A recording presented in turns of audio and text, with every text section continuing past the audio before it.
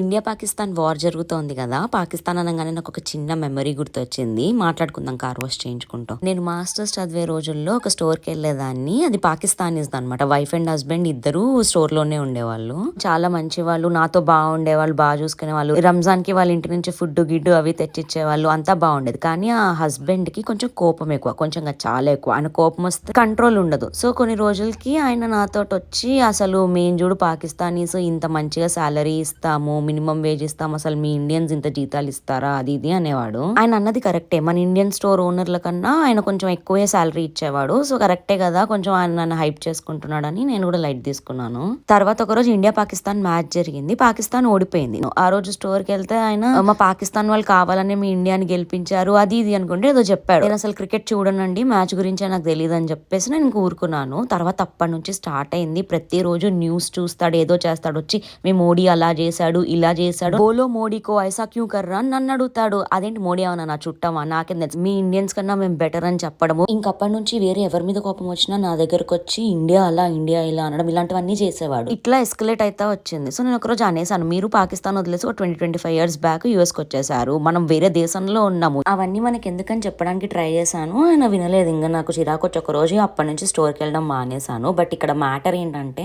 నేను ఆయనని సాటి మనిషిగానే చూసాను, ఒక పాకిస్తానీ అని చెప్పి చూడలేదు. ఆయన కూడా అలానే ఉందాం అనుకున్నాడు, కానీ ఉండలేకపోయాడు. నాకు ఇప్పుడు అనిపిస్తుంది, మన ఇండియన్స్ ఎప్పుడు ప్రేమగా ఉండడానికి ట్రై చేస్తారు, కానీ అవతల సైడ్ నుంచి ఆ రెస్పాన్స్ రానప్పుడు మనం మాత్రం ఏం చేస్తాం. అబ్రాడ్ లో అందరూ కలిసి ఉండాలి అన్నప్పుడు ఇలాంటి సిచ్యువేషన్స్ హ్యాండిల్ చేయడం కూడా చాలా కష్టం. వాళ్ళ మైండ్ సెట్ మారితే గానీ మనశ్శాంతి రాదు.